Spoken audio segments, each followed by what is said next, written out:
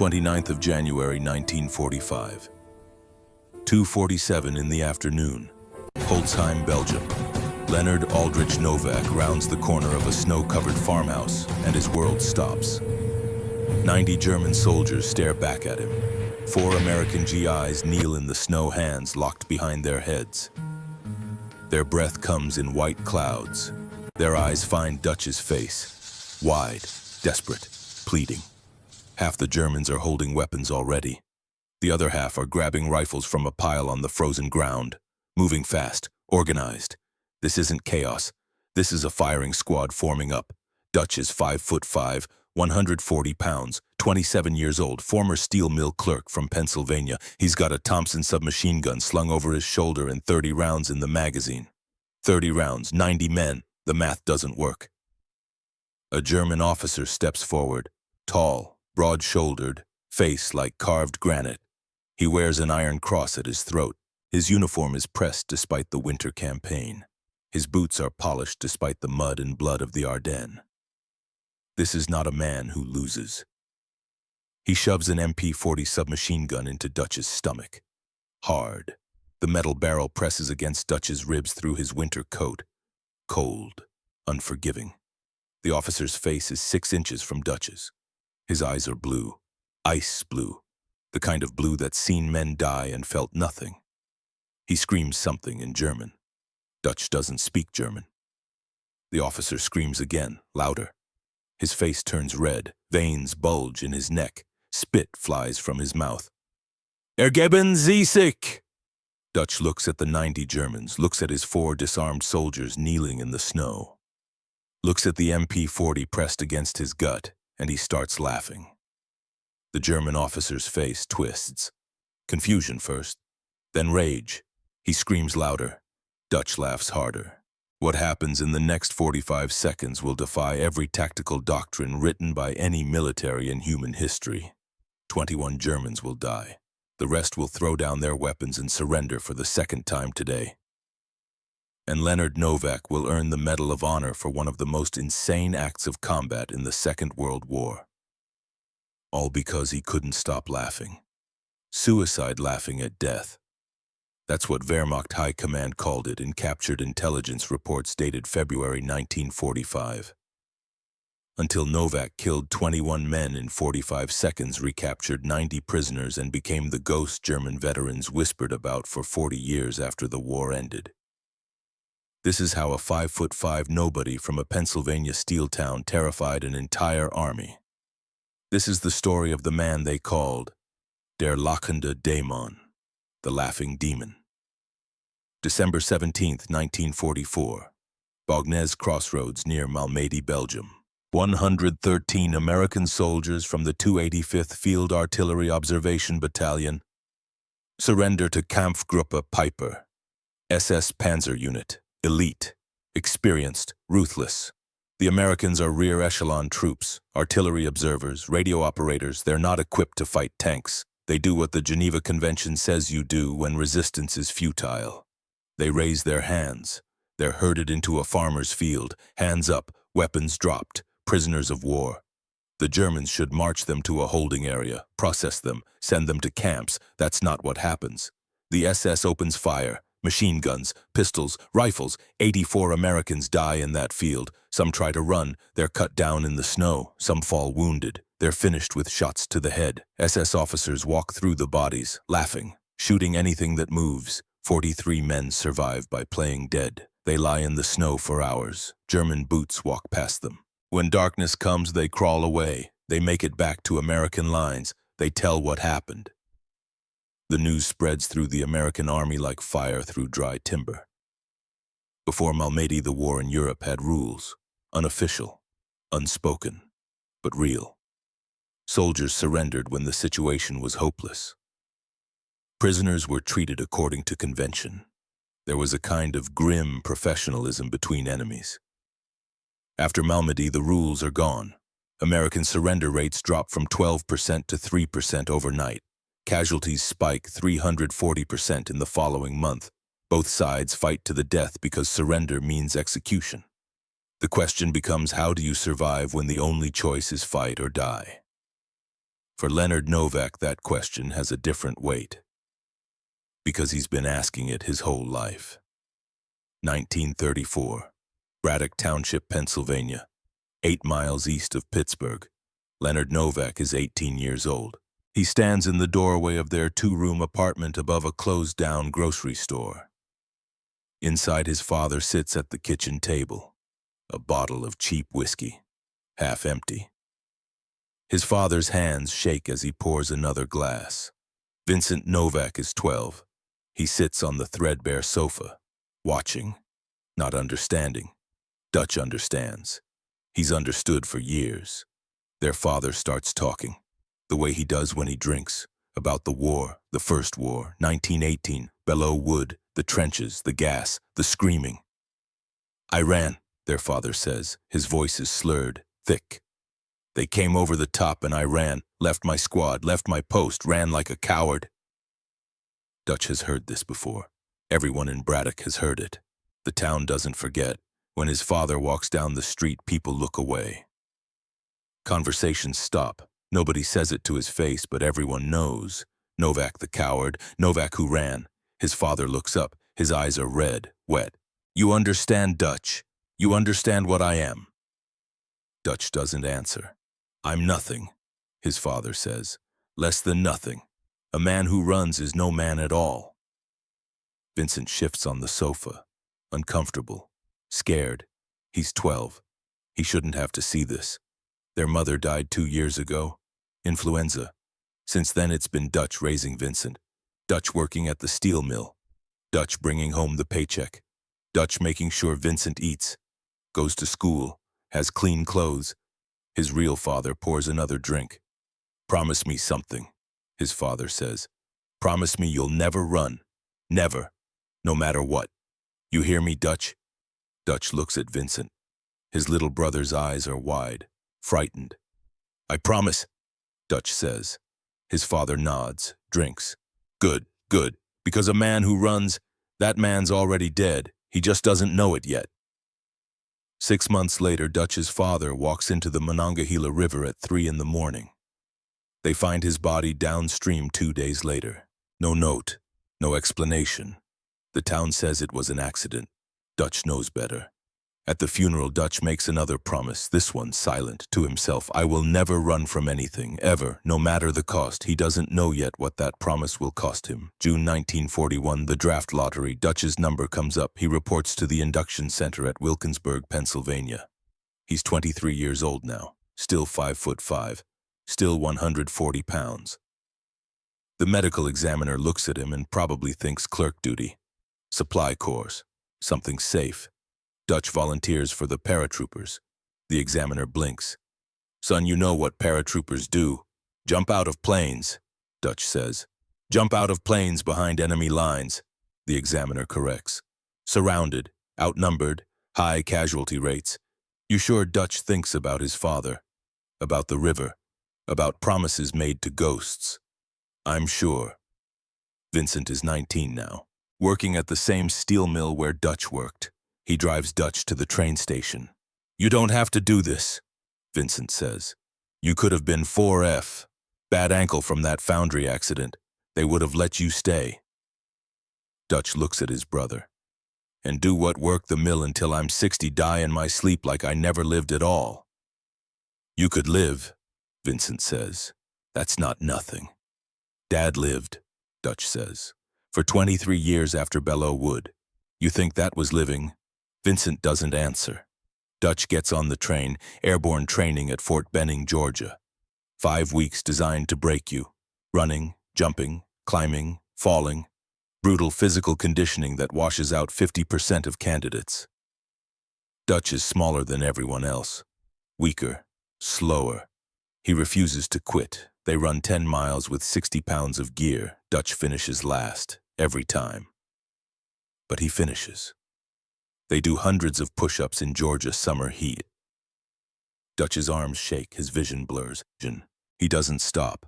The jump towers come next, 34 feet high. You climb to the top wearing a parachute harness. They attach you to a cable. You step off into nothing. Some men freeze. They stand at the edge and can't make themselves jump. The instructors scream at them, threaten them. Some jump anyway, some climb back down, those ones wash out. Dutch climbs to the top, looks down. His hands are shaking, his heart hammers against his ribs. He thinks about his father, about the trenches at Belleau Wood, about running. He steps off, the harness catches, the cable guides him down, his feet hit the ground. The instructor is already yelling at the next man. Then the real thing, C-47, 1,200 feet. The jumpmaster slaps his shoulder. Go! Dutch goes. The prop blast hits, the chute deploys, 30 seconds of peace, then ground. He's alive. He earns his jump wings, gets assigned to Charlie Company 1st Battalion 508th Parachute Infantry Regiment. The 508 ships to England in late 1943. They join the 82nd Airborne Division, the All-Americans. These men are veterans. They've jumped into Sicily, into Italy. They've killed and watched friends die. They have a look in their eyes that Dutch doesn't have yet. The look of men who've seen what combat actually is. By D-Day, Dutch is a squad leader, 25 years old. Most of his squad mates are barely 20. But Dutch has something they don't: maturity, steadiness, the kind of quiet competence that makes men follow you into hell without asking why. He's about to lead them there. June 6, 1944, 1:30 in the morning. The C-47 shudders as flak explodes around it. Dutch stands in the stick, the line of paratroopers waiting to jump, 60 pounds of equipment strapped to his body. M1A1 Thompson submachine gun, ammunition, grenades, rations, medical kit, water. The aircraft is at 400 feet, too low for a safe jump, but the pilots can't climb. German anti-aircraft fire is everywhere. Tracers arc through the darkness like angry fireflies. The men can hear fragments pinging off the fuselage. The Normandy invasion involves 13,000 paratroopers from the 82nd and 101st Airborne Divisions. They're supposed to land behind the beaches, secure bridges and crossroads, prevent German reinforcements from reaching the coast. Nothing goes according to plan. The green light comes on, Dutch jumps, the prop blast, the chute opening, the sudden quiet. Below him, France, occupied France, enemy territory in every direction. Then the landing, hard, his ankle twists on impact. The pain is immediate and white-hot, badly sprained, maybe fractured. Every step will be agony for the next 2 weeks, but he can walk, he can fight. That's all that matters. He gathers his chute, buries it, checks his Thompson, 30 rounds, 3 spare magazines, 4 grenades. He's alive. He's armed. Now he needs to figure out where the hell he is. He pulls out his map, uses his flashlight for 3 seconds. Just long enough to get his bearings. He's 40 miles from his drop zone, 40 miles of German-held territory, in the dark, alone. Of the 13,000 paratroopers who jumped that night, 41% will be killed or captured within the first 72 hours. Most die within the first hour, shot while tangled in their chutes, drowned in flooded fields, killed before they can organize. Dutch starts moving. Within 2 hours, he's found 3 other paratroopers, none from his company, none from his regiment, 2 from the 101st, 1 from the 507th. All lost. All looking for leadership. "You know where we are?" one asks. "A kid from Ohio. Can't be more than 19. Behind German lines," Dutch says. "That's all that matters. We need to link up with our units," another says. "We are a unit," Dutch says. "Right now, the 4 of us. We move at night, hide during the day, head west, questions." They follow him. By dawn, there are 7 of them. By the second night, 12, eventually 18. Men from 6 different companies, 3 different regiments, all of them lost, all of them following the short sergeant with the injured ankle who refuses to slow down. Dutch walks point despite his injury. "You're hurt," someone says. "Let someone else take point. I'm hurt, not dead." For 10 days, he leads them through German territory. They travel at night, navigate by stars and compass, hide in barns and ditches during the day. They fight when they have to. 3 firefights, 2 ambushes, 1 night attack on a German supply convoy, 0 casualties. On the 4th night, Dutch kills his first man up close, not from 100 yards with a rifle, not from cover, up close, close enough to see his face. They're moving through a grove of trees near Sainte-Mère-Église. Dutch is on point, always on point. He rounds a tree and there's a German soldier, maybe 20 feet away, smoking a cigarette, leaning against a trunk, taking a break from guard duty. The German sees Dutch, His eyes go wide. He reaches for his rifle. Dutch is faster. Thompson up. 3 rounds. Center mass. The German drops without making a sound. Dutch walks over, looks down at the body. The German is young. 19. Maybe 20. Dark hair. Slight build. Scared eyes that will never be scared again. He looks like Vincent. Dutch stands there for 10 seconds, just stands there, looking. The other men are asking if he's okay. Dutch doesn't hear them. He's thinking about Vincent, about the promise, about how he's keeping that promise by killing kids who look like his little brother. He doesn't sleep that night, or the next, or the next. He sees the kid's face every time he closes his eyes. He'll see it every night for the rest of his life. On June 17th, they link up with Allied forces near Carentan. All 18 men, every single one alive. Silver Star, for extraordinary gallantry behind enemy lines. 18 men returned, 0 casualties. Dutch doesn't feel like a hero. He feels like a man who can't forget the kid who looked like Vincent. September 17th, 1944, Holland, Operation Market Garden. The largest airborne assault in history. 35,000 paratroopers dropping into the Netherlands to capture a series of bridges across the Rhine. If it works, the Allies will be in Germany by Christmas. It doesn't work. The British 1st Airborne Division lands at Arnhem and gets surrounded by SS Panzer divisions that weren't supposed to be there. For 9 days they fight and die in the streets. Only 2,000 of 10,000 men make it out. The bridge too far enters military history as a lesson in what happens when ambition exceeds capability. But Dutch doesn't know about the big picture. He only knows his mission. Support the landings, secure the drop zones, kill Germans. Charlie Company lands near Nijmegen. The drop is clean, no casualties. They secure their objective within 2 hours, standard operation. Then Dutch notices something. 3 German 20mm Flak-Vierling anti-aircraft guns are firing at incoming Allied gliders. The gliders carry reinforcements, jeeps, artillery pieces, ammunition, medical supplies. If those guns keep firing, hundreds of men will die before they even touch ground. The gun position is dug in on high ground near Vauxhall. Approximately 20 German soldiers manning the weapons and providing security. Sandbags, camouflage netting, interlocking fields of fire. Dutch has 3 men with him, his fire team. That's it. Standard military doctrine says you need a 3-to-1 advantage to assault a prepared position. Dutch has the opposite. He's outnumbered 7-to-1. He looks at his 3 men. We're taking those guns. One of them is David Chen, 22 years old, from San Francisco. He's been Dutch's fire team leader since Normandy. Smart, quick, reliable, the kind of soldier you want beside you when everything goes wrong. Sarge, Chen says, that's 20 Germans. There's 4 of us.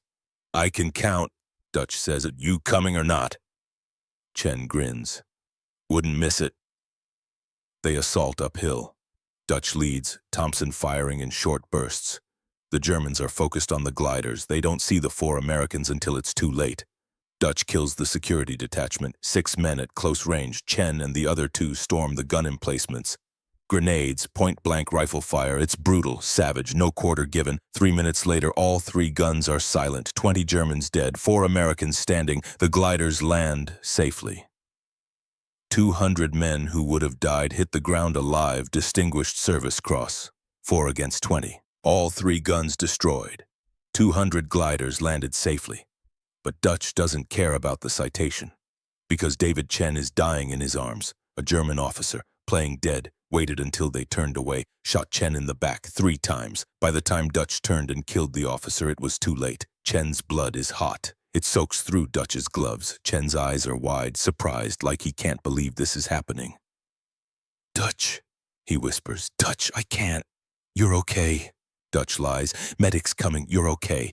Chen tries to smile. Bullshit, we both know. He coughs, blood on his lips. Don't let them take you alive, Dutch. Promise me. I promise. Chen dies 20 seconds later. Dutch carries his body down the hill, all the way back to the aid station. He doesn't let anyone else touch him. They bury Chen the next day. Quick ceremony. No time for more. There's a war to fight.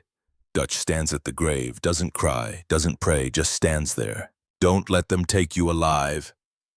He won't. December 17th, 1944. 2 days after the Germans launched their Ardennes offensive. 1 day after Malmedy. Dutch sits in the company command post, a requisitioned farmhouse. The walls are pockmarked with bullet holes from previous fighting.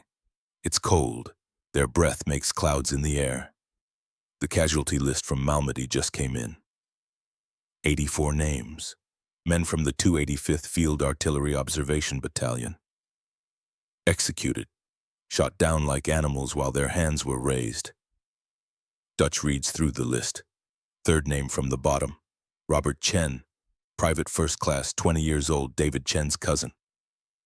Dutch folds the paper, puts it in his pocket, walks outside. The snow is falling, heavy, wet, the kind that soaks through everything. He stands there, letting it cover him. He thinks about David, about the German officer who shot him in the back, about Robert Chen, 20 years old, murdered in a field with his hands up. He thinks about his father, about Belleau Wood, about promises made. He pulls out a piece of paper, writes a letter to his wife Beatrice. They married in 1943. Right before he shipped overseas, she's back in Pittsburgh, waiting, worrying. The letter is short. B. If you're reading this, I'm probably gone. I need you to know something. If I'm captured, I won't be coming home. Not as a prisoner, not ever. I've decided I'd rather die fighting than die kneeling. This isn't about heroism, it's about keeping a promise I made a long time ago, to myself, to my father, to David. I will never run, I will never surrender, no matter what. I love you, I'm sorry, Dutch. He seals the envelope, gives it to the company clerk. If I don't make it, mail this. The clerk takes it, doesn't ask questions. Dutch walks back outside. The snow is still falling. Somewhere in the forest, Germans are massing for another attack. The Battle of the Bulge is just beginning. It will be the largest battle the American Army fights in World War II, and 89,000 American casualties before it's over. Dutch Novak will be one of the men who survives. But first, he has to survive tomorrow. January 28, 1945. Charlie Company command post somewhere in Belgium. The German offensive has been broken. Now the Allies are pushing back, taking back the ground they lost, village by village, house by house, mile by mile. Charlie Company gets orders. Take the village of Holzheim. Secure it. Hold it. There's a problem. The company is at 30% strength. They've been fighting for 6 weeks straight. The executive officer was killed 3 days ago. They don't have enough men for a proper assault. The company commander looks at Dutch. You're acting XO as of now. We need every man who can hold a rifle. I don't care if they're clerks or cooks or goddamn quartermasters, round them up. Dutch walks to the company headquarters tent. Inside are the support personnel, the men who normally never see combat, typists, supply sergeants, radio operators, mechanics, cooks, 30 of them. They look up as Dutch enters. They know what's coming. Grab your weapons, Dutch says. You're infantry now. We're taking a village. One of them stands. Eugene Kowalski, 19 years old, from Detroit. He's been typing morning reports and requisition forms for 8 months. He enlisted to fight but ended up behind a typewriter because he could type 90 words per minute. Sarge, Eugene says. His voice shakes. I went through basic, but I've never actually shot at another human being. Dutch finishes. I know. You will tomorrow. Questions. Eugene sits back down, pale, scared. The others don't say anything. They gear up in silence. M1 rifles, ammunition, grenades, field gear. Some of them haven't worn combat equipment since basic training.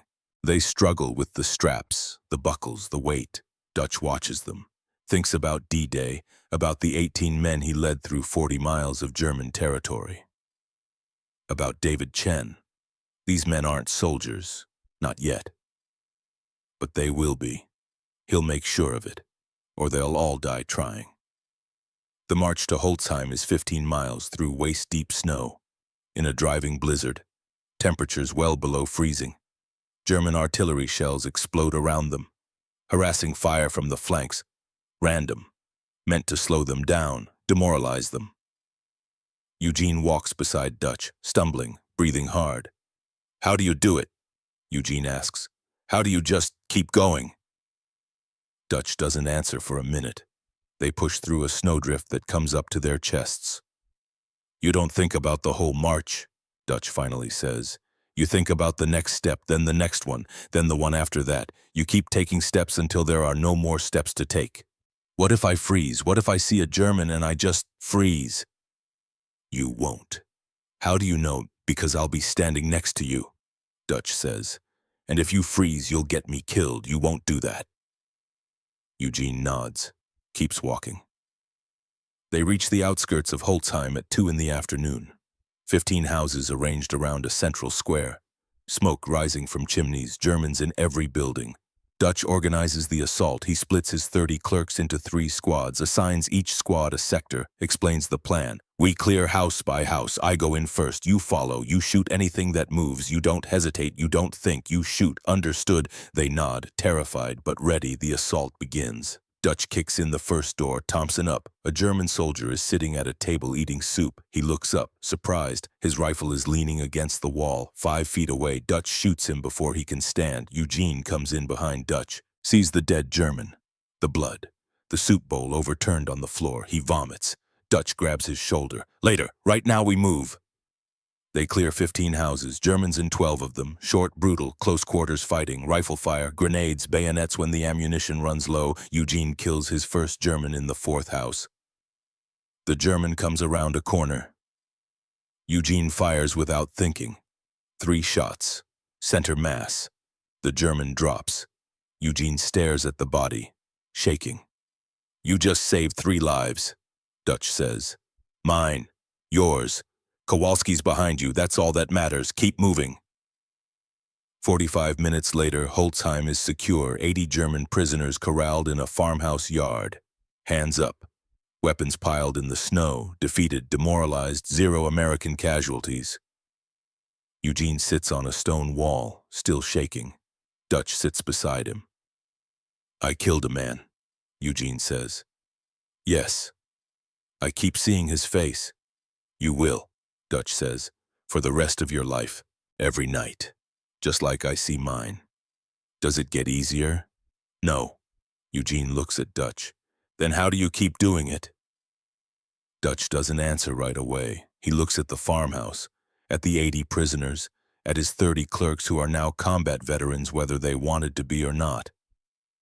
"Because if I stop," Dutch finally says, "men like you die. And I promised myself a long time ago that I'd never let that happen if I could prevent it." The battalion commander arrives an hour later, stares at the secured village, the 80 prisoners, the 30 exhausted clerks. "Sergeant Novak," he says, "how the hell did you do this with clerks and cooks?" "They're not clerks anymore, sir," Dutch says. "They're soldiers." The commander nods. "Keep 4 men here to guard the prisoners. Take the rest and secure the eastern edge of town. We've got reports of German stragglers in that sector." Dutch looks at the 80 prisoners, looks at the 4 youngest members of his makeshift platoon, Eugene Kowalski and 3 others, barely 19, all of them. "You 4 stay here," Dutch says. "Guard these prisoners. I'll be back in 20 minutes, just 20 minutes. You'll be fine." Eugene nods. "Yes, Sarge." Dutch and the others head toward the eastern sector. He doesn't know what's about to happen behind him. He doesn't know that in 20 minutes he'll walk back around that farmhouse corner and find 90 Germans with weapons pointed at 4 Americans kneeling in the snow. He doesn't know that in 25 minutes he'll be laughing with a gun pressed against his stomach and 45 seconds away from either death or legend. Right now, at this moment, Leonard Dutch Novak is just a tired sergeant trying to keep his men alive one more day. He's about to become something else entirely, something the Germans will whisper about in fear for the next 40 years. Der lachende Dämon, the laughing demon. But that story begins 20 minutes from now. When everything goes wrong, 2:30 in the afternoon, 20 minutes after Dutch leaves the farmhouse. Eugene Kowalski stands guard over 80 German prisoners. His M1 rifle feels heavy in his hands. He's been holding it for 20 minutes and his arms are starting to shake. Not from the weight, from the adrenaline still coursing through his system. He killed a man today, shot him 3 times, watched him fall, watched him die. The German prisoners sit in the snow.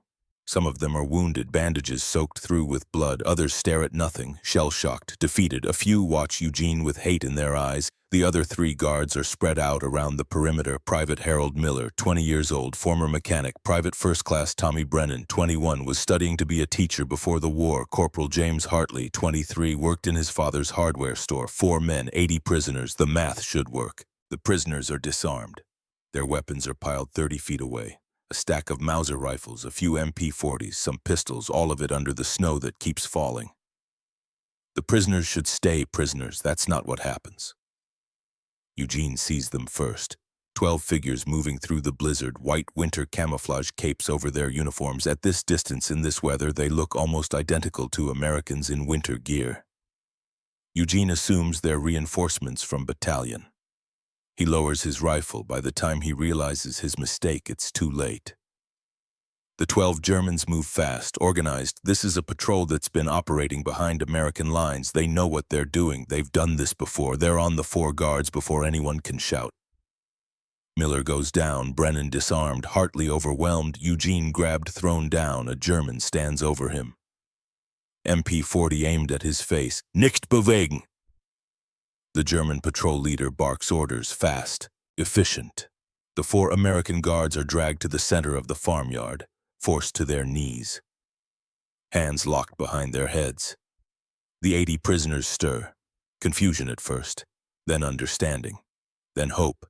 The patrol leader moves to the weapons pile, starts distributing rifles. The prisoners stand, take weapons, check them, work the bolts. They're armed again. 80 prisoners plus 12 from the patrol, 90 Germans, all armed, all free, and Charlie Company is scattered across Holzheim, not expecting an attack from behind. The patrol leader is Hauptmann Klaus Richter, 35 years old, Eastern Front veteran. He wears an iron cross at his throat, Knight's Cross with oak leaves. Richter survived Stalingrad. Of 300,000 who entered that city, fewer than 6,000 came out. He was one of them. He doesn't believe in victory anymore. Only survival. That's why he's still alive when better men are dead. He doesn't take chances, doesn't trust luck, believes in overwhelming force. That's why he's going to kill these Americans, not from hate. Because if he doesn't, they'll kill him. He positions his men carefully. The 2 MG-42s cover the main approaches. Interlocking fields of fire. Riflemen in windows, behind walls, in covered positions. When the Americans come back, they'll walk into a kill zone. Textbook ambush. He glances at the 4 American prisoners kneeling in the snow. Kids, 19, maybe 20, office workers playing soldier. Richter feels nothing. They chose this. Now they'll die for it. He checks his watch. 2:45. The Americans have been gone 15 minutes. They said they'd be back in 20. 5 more minutes. He settles in to wait. Then someone rounds the corner of the farmhouse. An American sergeant. Short. 5'5" at most, skinny, looks like he weighs about 140. He's got a Thompson submachine gun slung over his shoulder. He's alone. He rounds the corner and stops, just stops, stands there, taking in the scene. 90 armed Germans, 4 Americans kneeling, weapons everywhere. The sergeant's face doesn't change. No panic, no fear, no surprise, just processing. Richter strides forward. This is their leader. Has to be.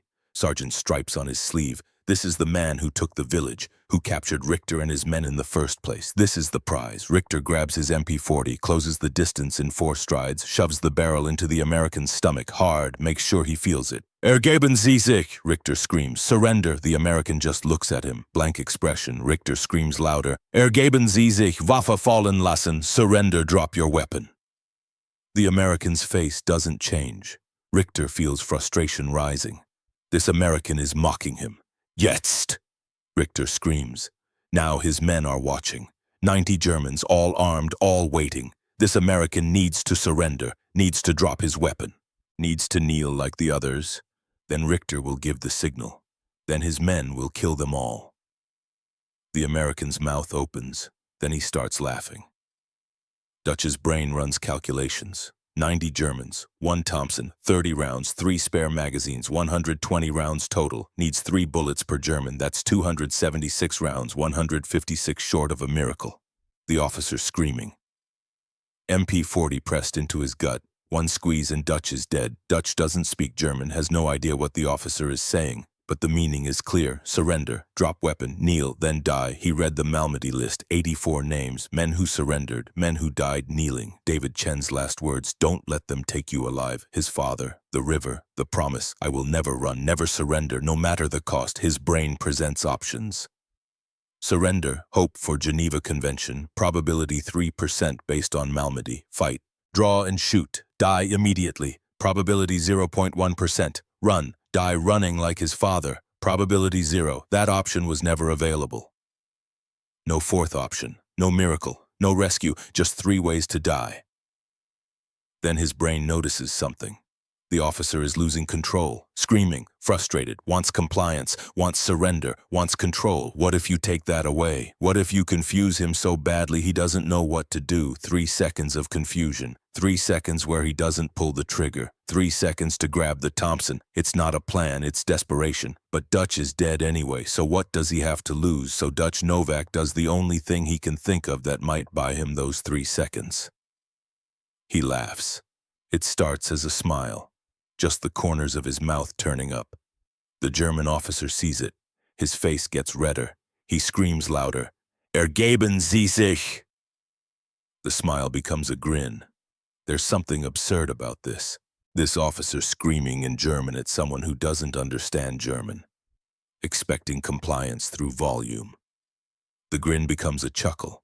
The officer's face goes from red to purple. What the chuckle becomes a laugh. Full, genuine. Dutch bends forward slightly, shoulders shaking.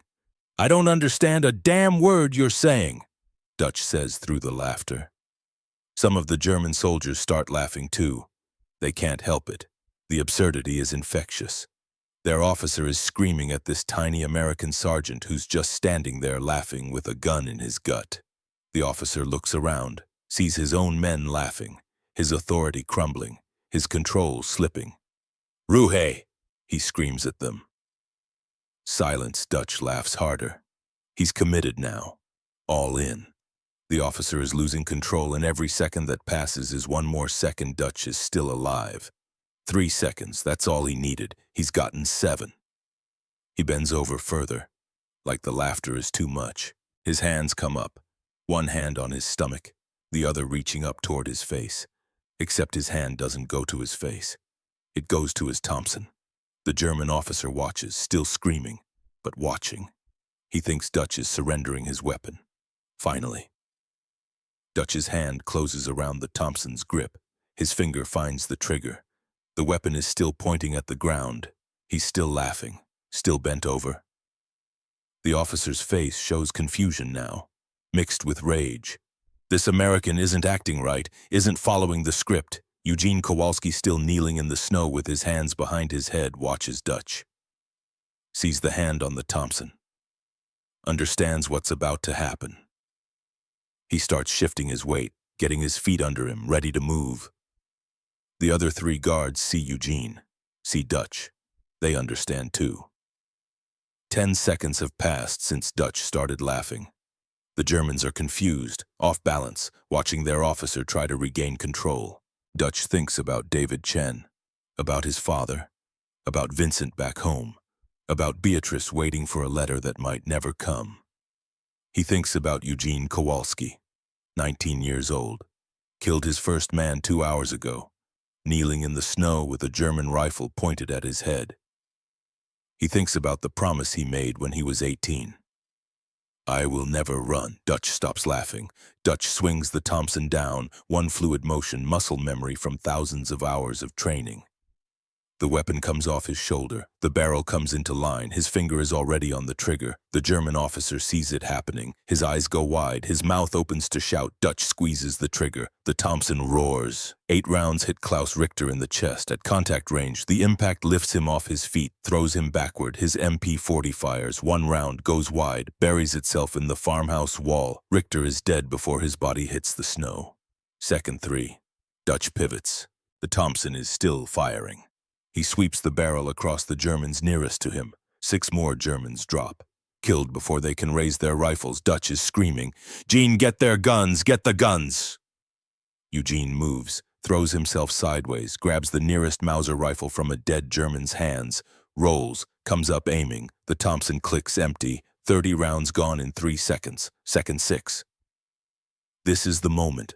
A Thompson takes 2.1 seconds to reload. Dutch has done it 10,000 times. Magazine release. The empty magazine drops. His left hand is already moving to his belt, grabbing a fresh magazine, bringing it up, slamming it home. Right hand working the bolt. 2.1 seconds. During those 2.1 seconds, every German in that farmyard could kill him.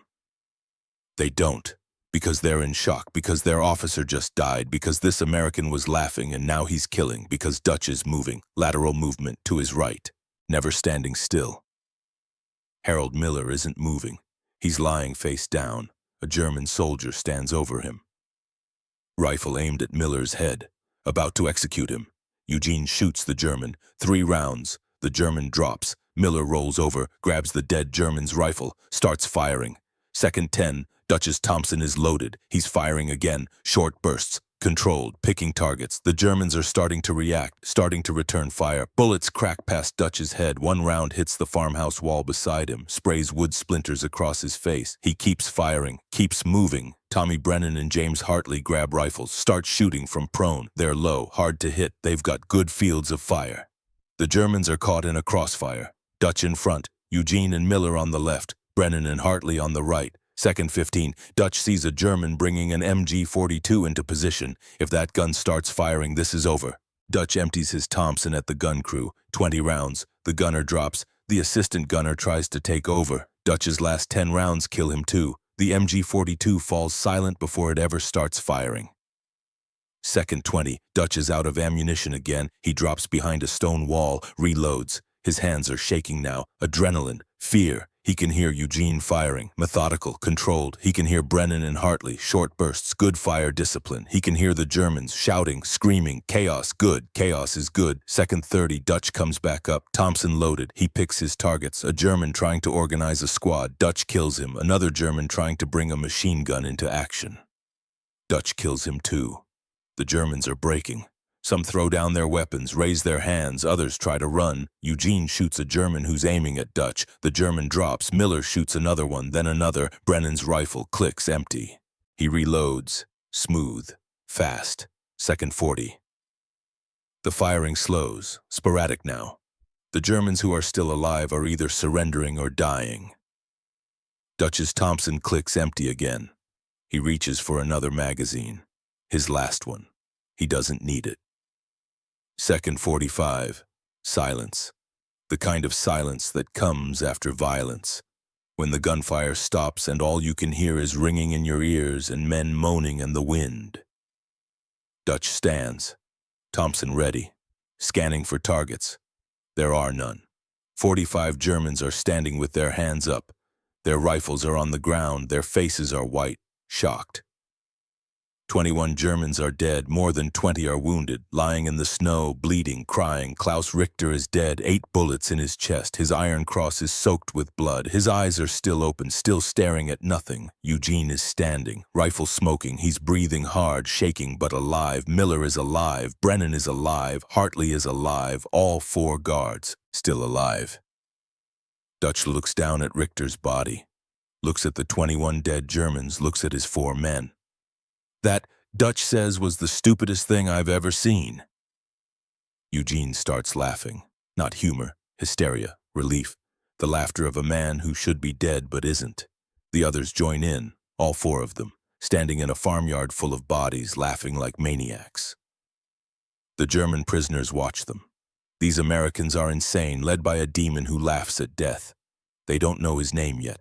They will soon. When the stories spread, der lachende Dämon, the laughing demon, the man who laughed at 90 rifles and killed 21 men in 45 seconds. Dutch doesn't feel like a demon. He feels exhausted. His hands are shaking. His legs are weak. The adrenaline is wearing off. He sits down on the stone wall, the Thompson across his lap. Eugene sits beside him. "Sarge," he says, his voice is hoarse. "I thought we were dead." "We were," Dutch says. "We decided not to be." "How did you know it would work?" Dutch looks at him. "I didn't." Eugene processes this. "So you just decided to try anyway?" "What else was I going to do, Neil?" Eugene doesn't have an answer for that. They sit there, surrounded by bodies, waiting for the rest of Charlie Company to arrive. Dutch thinks about his father, about the promise, about David Chen, about Klaus Richter. He thinks about the man Richter was before he died. Someone's son, someone's brother, maybe someone's father, a man who survived Stalingrad, who earned medals, who probably thought he'd make it through the war, a man who died because he underestimated the wrong American. Dutch doesn't feel pride, doesn't feel triumph, just tired, so tired.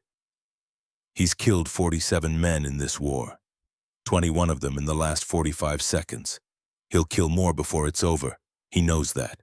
There will be more fighting, more dying, more nights where he can't sleep because he sees their faces. But right now, in this moment, he's alive. His men are alive, and that's enough. The rest of Charlie Company arrives 28 minutes later. They round the corner and stop. Just stop, staring. 21 dead Germans, 24 wounded, 45 with their hands up, 4 Americans sitting on a stone wall, all of them covered in blood, none of it theirs. The company commander walks up to Dutch. "Sergeant Novak, what happened here?" Dutch looks up at him. "They wanted to surrender again, sir. I helped them decide faster." The commander looks at the bodies, looks at the prisoners, looks at Dutch's 4 men. He's doing math in his head, trying to figure out how one sergeant with a Thompson and 4 clerks with rifles killed 21 Germans and wounded 24 more in a farmyard full of 90 armed enemy soldiers. The math doesn't work. It shouldn't be possible. But the bodies are real. "How many of them did you kill?" "I didn't count, sir." "Take a guess." Dutch shrugs. "Most of them." The commander nods slowly. "I'm putting you in for the Medal of Honor." Dutch doesn't respond, just sits there, staring at nothing. The commander walks away, starts organizing. Eugene leans toward Dutch. "Medal of Honor, Sarge. That's the big one." "Yeah," Dutch says. "You're a hero." Dutch looks at Richter's body, at the iron cross on his chest, at his open eyes staring at the sky. "No," Dutch says. "I'm just someone who wouldn't kneel." He stands, walks away from the farmhouse, away from the bodies. He finds a quiet spot behind a ruined barn, sits down in the snow, puts his head in his hands. And for the first time since D-Day, Leonard Dutch Novak cries. Not from fear, not from relief, from exhaustion, from the weight of 47 dead men, from the knowledge that he'll carry their faces for the rest of his life, from the understanding that he just became something he never wanted to be. A legend, a ghost story, a demon, and the war isn't even over yet. 3 hours after Holzheim, Charlie Company command post, 5 German prisoners sit in the basement, separated, each in a different room. Intelligence officers are questioning them. The math still doesn't work. Gefreiter Ernst Vogel, 23 years old, from Bremen. The American intelligence officer sits across from him. A lieutenant, speaks perfect German. "Tell me what happened," the lieutenant says in German. Vogel stares at his hands. They're still shaking. 3 hours later and they won't stop. "He laughed," Vogel says. "Who laughed?" "The American. The sergeant. Hauptmann Richter had his weapon in the sergeant's stomach, was screaming at him to surrender. And the sergeant, he just laughed." The lieutenant writes this down. "Then what? Some of us started laughing too. We couldn't help it. It was absurd, this tiny American laughing while our Hauptmann screamed, and then—" Vogel stops. His hands shake harder. And then, the lieutenant prompts. And then the Hauptmann was dead, just dead. 1 second he was screaming, the next second he was flying backward with blood everywhere, and the American was still laughing. Except now he was shooting, and men were dying. And I thought he was a demon. A demon.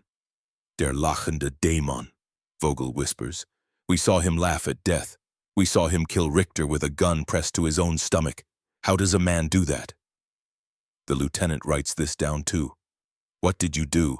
I tried to shoot him, we all did, but he was moving, always moving. 21 dead in seconds, and then it was over. And those of us still alive were putting our hands up because we knew. We knew if we didn't surrender, he would kill us all. The intelligence officers compile reports from 5 prisoners. 5 consistent stories. The sergeant laughed, then killed their commander, then killed 20 more men, then accepted their surrender. The report goes up the chain, division by nightfall, corps by morning, chafe by week's end. Everyone wants to know about the laughing sergeant. Captured German assessment subject displays behavior inconsistent with doctrine. Aggressive action when significantly outnumbered. Laughter appears to have been psychological warfare technique. Exploited confusion to initiate attack at point-blank range. Recommend avoid engagement with American paratroop NCOs. If unavoidable, immediate overwhelming force. The American officer makes a note. They're afraid of him. Good. February 3, 1945. U.S. Army War College, Carlisle, Pennsylvania. A classroom full of officers, majors, and colonels, all combat veterans, all pulled from the European theater for this conference. A major stands at the front. He's got a pointer and a chalkboard. On the board are numbers, 90 enemy combatants, all armed. Prepared defensive position, 5 friendly combatants, 1 submachine gun, 4 rifles. Expected outcome, complete friendly casualty rate, 100%. Actual outcome, 21 enemy killed, 24 enemy wounded, 45 enemy captured, 0 friendly killed, 0 friendly wounded. Variance from expected outcome statistically impossible. The major lets this sink in. The officers are staring at the numbers, doing their own math. This didn't happen. This couldn't have happened, but it did. Gentlemen, the major says, let me introduce you to the Novak principle. He flips the chalkboard. On the other side is a breakdown of the action, timeline, positions, movements. First Sergeant Leonard Novak, Charlie Company 508th Parachute Infantry. On January 29, 1945, Sergeant Novak encountered 90 armed German soldiers who had recaptured 4 American guards. Standard doctrine suggests 3 options. Withdraw and call for support, attempt negotiation, or surrender. The major pauses. Sergeant Novak chose a 4th option, aggressive immediate action. He induced confusion in the enemy commander through unconventional behavior, specifically laughter when faced with a weapon at point-blank range. This created a 3-second window of confusion.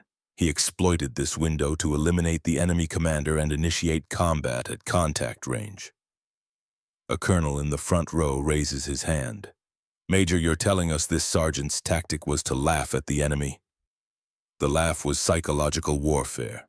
It confused the enemy commander, made him uncertain, bought Sergeant Novak time to position his weapon and prepare for engagement. That's insane. Yes, sir. The German prisoners called him der lachende Dämon, the laughing demon. They believe he was psychotic. We believe he was calculating. The major uses his pointer. Initial engagement. Novak eliminates enemy commander with first burst. 8 rounds. Contact range. Commander dead in 3 seconds. Immediate leadership vacuum. Enemy loses command and control. Novak pivots. Engages nearest threats. 6 more casualties. Total time 6 seconds. 9 enemy casualties. Friendly casualties 0. During reload, Novak maintains lateral movement, never presents static target. Friendly forces engage from prone, crossfire, enemy caught between 2 fields of fire.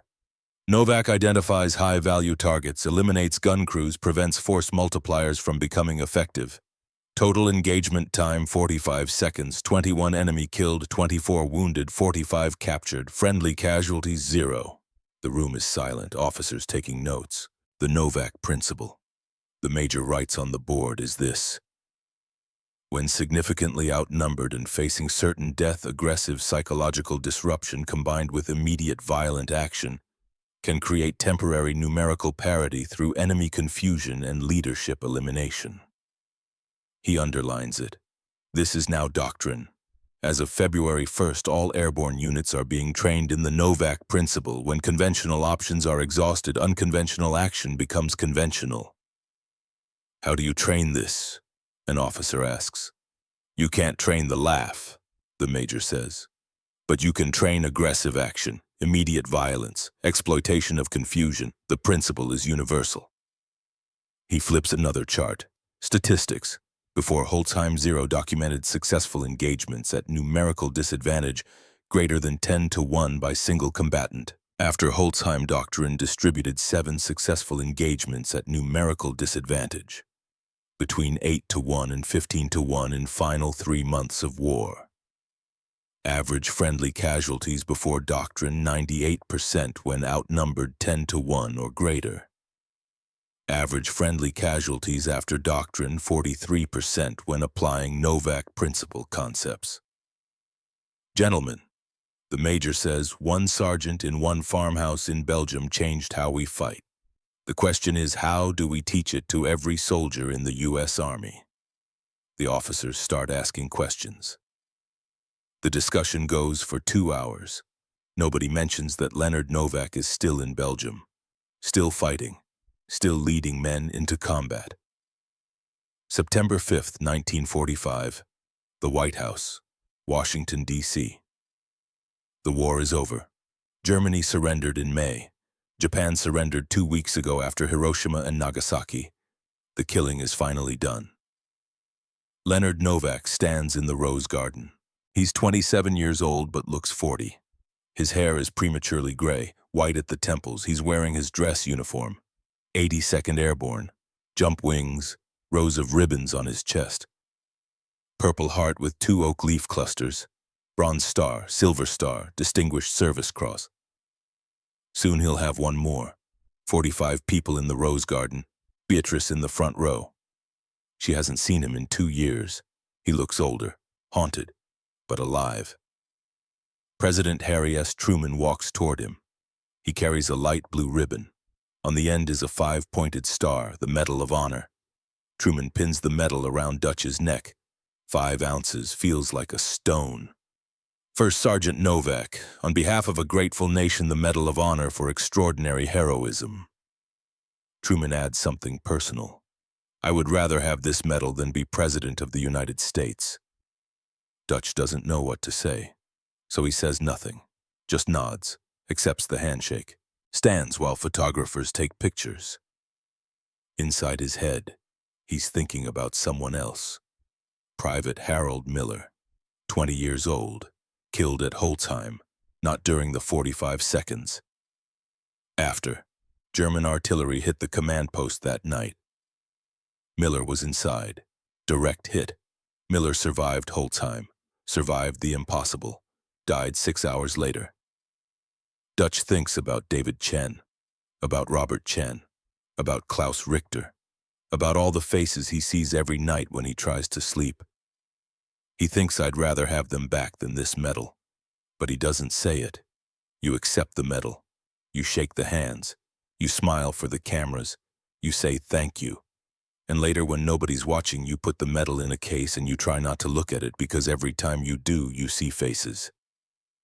21 faces from Holzheim, 47 faces from the whole war. Men who died because you were good at your job, and your job was killing. October 1945, Pittsburgh. Dutch sits in the William Penn Hotel, expensive, a grateful city paid for it. Parade yesterday, 10,000 cheering. Dutch stood on a float and waved, smiled, played the part the whole time thinking, they have no idea what I am, what I did, what it cost. There's a knock on the door. Dutch opens it. A man in a suit, expensive shoes, Hollywood written all over him. Sergeant Novak Richard Kellerman, Warner Brothers. We want to make a movie about Holzheim. $50,000, Jimmy Stewart, John Ford directing. 50,000, more than his father made in a lifetime, enough to never worry again. All he has to do is sign, Let Hollywood turn 47 dead men into entertainment. I need you to leave, Dutch says. Sergeant, $50,000. I heard you. Leave, now. Why turn down? Dutch thinks about Richter. Real person, real life, real widow, real orphans. Because it's not entertainment. I'm not a hero. I'm just someone who wouldn't kneel. Now get out. Kellerman leaves. Dutch closes the door. The phone rings. He ignores it. Reporters, radio programs, speaking invitations. Everyone wants the story. He's done with it. 2 weeks later, job with the VA, $3,200 a year, processing disability claims, helping veterans navigate bureaucracy. Newspapers, Medal of Honor recipient turns down Hollywood fortune for clerk job. They don't understand. Dutch knows what matters. 47 men never came home. The least he can do is help the ones who did. That's actual heroism, the kind nobody sees, the kind that matters. May 1952. Scranton, Pennsylvania, 7 years after the war. Dutch drives up to a small hardware store, Kowalski's Hardware and Supply. The sign is new, fresh paint. The store is busy. Saturday morning, people coming and going. Dutch goes inside. The bell jingles. Behind the counter is Eugene Kowalski. He's 31 now, heavier, filled out, wedding ring on his finger, 3 kids. Eugene looks up, sees Dutch. His face goes white, then red. Then he's coming around the counter, moving fast. Dutch! Jesus Christ, Dutch! He grabs Dutch in a bear hug, lifts him off the ground. Can't breathe, Gene! Eugene puts him down. You're here. You're actually here. Got your letter. Said you had a store. Thought I'd see it. It's mine. Well, mine and the bank's. But I'm making payments. Doing good, real good. The store is clean, well organized, good inventory. Dutch can see Eugene's skills, the same skills that made him a good clerk, made him a good business owner. You did well, Dutch says. Because of you. Eugene's eyes are wet. You kept me alive. Taught me I didn't have to be afraid. You saved your own life, Gene. You picked up that rifle. You shot back. That was you. You gave the order. If you hadn't done what you did, I'd be dead. Instead, I'm here, wife, 3 kids, business, a life because you wouldn't let me die. Lunch. Pot roast. 3 kids staring at Dutch like he's a movie star. He's uncomfortable. After Eugene shows Dutch the store, I employ 12 people, all veterans, guys who needed work, guys having trouble adjusting. I figured, you gave me a chance. I should give them chances too. Dutch looks at the employees. Some have the look, the 1,000-yard stare, the way veterans move, careful, aware, always watching exits. He recognizes it because he sees it in the mirror every morning. You did good, Gene, Dutch says again. That night, Beatrice asks how it went. Good, he's thriving. You still think it wasn't worth it. 21 men died so Gene could live. Is that fair? I don't know. They were trying to kill you, and now Gene has a future. 12 veterans have jobs, 3 kids have a father. That's worth something. Maybe, Dutch says. He thinks about Klaus Richter, about whether Richter had kids, whether his wife remarried, whether his children grew up hating Americans. He thinks about these things every night. Will think about them for the rest of his life. June 1968, Pittsburgh, Dutch's house. 23 years after Holtzheim. Vincent Novak is 46 now, still living in Pittsburgh, married, 3 kids of his own. He visits Dutch every few months. Today, Vincent brought his oldest son, Daniel, 18 years old, just graduated high school, and he wants to join the army. Dutch can see it in the boy's face, the eagerness, the naivety, the belief that war is like the movies. Dutch knows better. Uncle Dutch, Daniel says, they're in the backyard. Dad said you were in the war, that you won the Medal of Honor, that you're a hero. I was in the war. I did win the Medal of Honor. I'm not a hero, just a survivor. What was it like? Dutch looks at this boy, this kid who's never seen death, never killed anyone, never watched friends die. And sit down, Dutch says, for the first time in 23 years. Dutch tells someone outside his family the whole story. Not the sanitized version, the real version. He tells Daniel about his father, about Belleau Wood, about the coward who couldn't live with his shame, About the river, about the promise. He tells Daniel about D-Day and the 40-mile march, about the 19-year-old German kid who looked like Vincent. He tells Daniel about David Chen dying in his arms, about Malmedy and the 84 names, about Robert Chen. He tells Daniel about Klaus Richter and the 90 Germans and the 45 seconds that defined his life. He tells Daniel about the nightmares, about the faces, about the weight of 47 dead men. About how every time he closes his eyes, he sees them. All of them.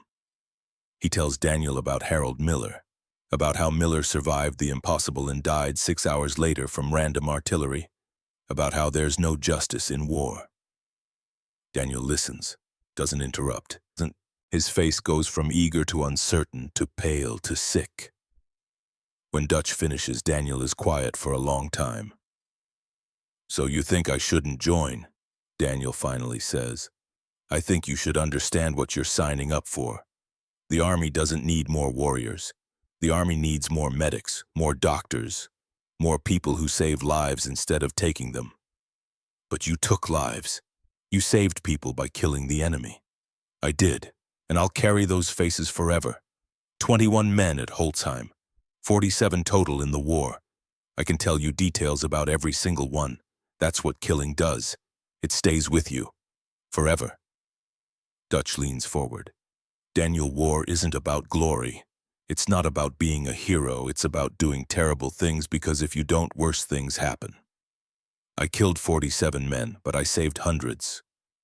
Is that a fair trade? I don't know. I'll never know. But I do know this: the world doesn't need more killers. The world needs more healers." Daniel processes this. "What should I do?" "That's your choice, not mine, not your father's, yours. But if you're going to serve as someone who brings people home alive, not someone who sends them home dead." Daniel enlists 6 weeks later. Army Medical Corps, medic, serves 2 tours, saves 43 lives, shot twice, survives, becomes a trauma surgeon. By 1990, Dr. Daniel Novak will have saved an estimated 2,847 lives in hospitals across Pennsylvania. And it started because Dutch told him the truth about Holzheim.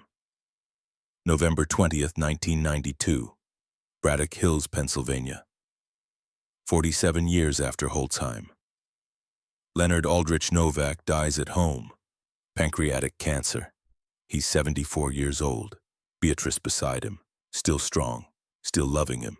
Vincent there, 66 now, holding his hand, crying quietly. Daniel is there, 42 now, full colonel in the Army Reserve, decorated trauma surgeon. Dutch's last words are to Beatrice, whispered, barely audible. "I wish I could have talked to Richter, asked if he had a Vincent too." Beatrice doesn't understand, but she nods, squeezes his hand. Dutch dies at 3:47 in the afternoon, the same time exactly that he walked around the farmhouse corner at Holzheim 47 years ago. Nobody notices the coincidence. They bury him at Arlington National Cemetery, Section 35, grave 23734, among the heroes of every American war. 200 people attend the funeral, most of them veterans. Many of them Dutch helped at the VA. Most of them never knew about the Medal of Honor until they read his obituary. Eugene Kowalski is there, 67 years old, gray-haired. He gives the eulogy. "Dutch Novak taught a typist how to be brave. He taught me that courage isn't about not being afraid, it's about being terrified and doing what needs doing anyway. He saved my life in Belgium. Then he spent 47 years saving other veterans' lives by helping them get benefits, helping them get medical care, helping them navigate a system that didn't always care about them. Dutch cared, always." Eugene pauses, wipes his eyes. "The world remembers him for 45 seconds in a farmhouse. I remember him for 47 years of service. That's the real heroism, not the killing, the saving." Daniel gives the second eulogy. Uncle Dutch carried 47 faces for 47 years. He never forgot the men he killed, never tried to justify it, never glorified it. He just carried the weight and used it to drive him to save more lives than he took. 2,847 lives I've saved as a doctor. That's because Dutch taught me what real courage looks like. After the funeral, after everyone leaves, Eugene stands at the grave, alone, looking at the headstone. Leonard Aldrich Novak, 1st Sergeant, U.S. Army Medal of Honor, 1918, 1992. Eugene whispers, "Thank you, Dutch, for everything." He walks away, leaves a single challenge coin on the headstone. 82nd Airborne. The coin sits there for months. Other veterans add their coins, their medals, their tokens of respect. By the summer of 1993, there are 87 coins on Dutch Novak's grave, from veterans he helped, veterans he saved, veterans whose lives were better because he was in them. The Medal of Honor gets the headlines. The 45 seconds gets the attention, but the 47 years gets the coins. Present day, Fort Liberty, North Carolina, U.S. Army Ranger School, 3rd phase, small unit tactics. A classroom full of Ranger candidates, exhausted, hungry, sleep-deprived. This is intentional. An instructor stands at the front, Master Sergeant, 40 years old, 3 combat tours. He's teaching close quarters battle, actions on contact when outnumbered. "Gentlemen, let me tell you about the Novak principle." He pulls up a slide. Holtzheim, January 29, 1945. The farmhouse. The impossible math. 1st Sergeant Leonard Novak, 5'5", 140 pounds, former clerk. He walked into 90 armed Germans and walked out alive. 21 enemy killed, 0 friendly casualties. This shouldn't be possible. But it happened. The instructor walks them through it. The laugh, the confusion, the immediate violence of action, the lateral movement, the target prioritization, the leadership elimination, the exploitation of chaos. The Novak principle is this: when conventional tactics fail, unconventional action becomes your only option. You create your own advantage. You exploit enemy psychology. You move faster than they can process. You hit harder than they expect. You never stop until they stop you. He shows statistics. 73 documented applications of Novak principle tactics in Iraq and Afghanistan. 89% survival rate when outnumbered 10-1 or worse. This principle saved lives in Fallujah, in Helmand Province, in Mosul. It works because the fundamentals are sound: aggression, initiative, violence of action, psychological disruption. Sergeant, did Novak survive? He did. Turned down $50,000 from Hollywood, worked VA for 47 years, died 92. Last 82nd Airborne MOH from the war. Why did he laugh? The instructor pulls up a final slide, audio transcript, from a 1970 radio interview. The interviewer asked, "Why did you laugh?"